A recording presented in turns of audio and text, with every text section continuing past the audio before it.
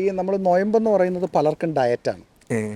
അതെ. കാരണം ഒന്നും കഴിക്കാതെ ശരീരം ക്ലിയർ ആക്കാനുള്ള ഒരു അവസ്ഥയാണ്. പക്ഷേ എന്ന് പറഞ്ഞു കഴിഞ്ഞാലുണ്ടല്ലോ, നമ്മൾ ഒരു സാധനം മാറ്റി വയ്ക്കുമ്പോൾ അത് ഇല്ലാതെ ബുദ്ധിമുട്ടുന്ന അർഹരായ ആൾക്കാർ പുറത്തുണ്ട്.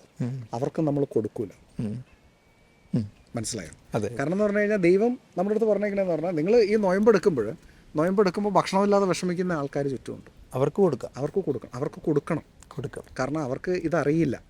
നമ്മൾ അവർക്ക് നല്ല ഫുഡ് വാങ്ങി കൊടുക്കണം, നല്ല വസ്ത്രം വാങ്ങി കൊടുക്കണം.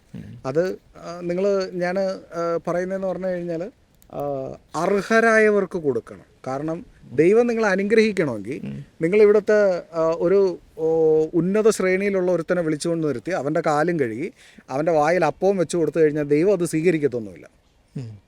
മനസ്സിലായോ? അതെന്ന് പറഞ്ഞു കഴിഞ്ഞാൽ മനോരമയുടെയും മാതൃഭൂമിയുടെയും ഫ്രണ്ട് പേജിൽ ഫോട്ടോ വരാനായിട്ട് ചെയ്യുന്ന പ്രഹസനമാണ്. ദൈവം നോക്കുന്നത് നീ ഈ എളിയവനിൽ ഒരുവന് ചെയ്തത് എന്ന് പറഞ്ഞാൽ ഒരു പാവപ്പെട്ടവന് ചെയ്തത്, അതാണ് ദൈവം നോക്കുന്നത്. അല്ലാതെ നമ്മൾ ചെയ്യുന്ന പോലെ അർഹതയുള്ളവന് ചെയ്യും. നമ്മൾ കാണാറുണ്ട് ഈ മറ്റേ ഈസ്റ്ററൊക്കെ വരുമ്പോഴത്തേക്ക് പത്രത്തിന്റെ ഫ്രണ്ടിൽ ഈ നാട്ടിലെ ഏറ്റവും വലിയ പ്രമുഖന്റെ കാല് കഴുകിയിട്ട് ഞാൻ എളിമയുള്ളവനാണെന്ന്. ബൈബിള് പറയുന്നുണ്ട് കപടവിശ്വാസികളെ, എന്നോട് നിങ്ങൾ ക്ഷമിക്കണം കേട്ടോ, ചിലത് തുറന്നു പറയുന്നതിൽ നിങ്ങൾക്ക് വിഷമം തോന്നരുത്. കപടവിശ്വാസമാണത്. ആ സമയത്ത് ആ സഭയിലെ ഏറ്റവും പാവപ്പെട്ട ഒരു വ്യക്തിയുടെ കാല് കഴുകിയിട്ട് നിങ്ങൾ പറ, ഞാൻ ചെയ്തത് ദൈവനാമത്തിലാണ്, ഞാൻ ചെയ്തത് പിതാവിൻ്റെ ഇഷ്ടമാണെന്ന് പറ. അത് നിങ്ങൾ പറയണ്ട, അത് ദൈവം സാറ്റിസ്ഫൈഡ് ആണ് അതിൻ്റെ മേളിൽ. പിന്നെ ഒരു കാര്യം കേട്ടോ, നിങ്ങൾ ഈ നൊയമ്പെടുക്കാൻ തീരുമാനിച്ചു കഴിഞ്ഞാൽ വരുന്നവനും പോകുന്നവനും എല്ലാം വീട്ടിൽ വരുമ്പോഴുണ്ടല്ലോ ബർഗർ മറ്റ് സാധനങ്ങളൊക്കെ ആയിട്ട് വരും. ഒന്ന് ഓർക്കുക, നമ്മൾ മനസ്സടക്കം ദൈവത്തോട് പ്രാർത്ഥിക്കുക.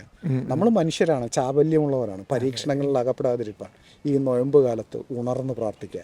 അതിരാവിലെ പ്രാർത്ഥിക്കുന്ന പ്രാർത്ഥനകളെ നിങ്ങളുടെ ആ ഒരു ദിവസത്തെ ഊർജ്ജം നിലനിർത്താൻ നിങ്ങളെ സഹായിക്കും. ഈശോ എല്ലാവരും അനുഗ്രഹിക്കട്ടെ.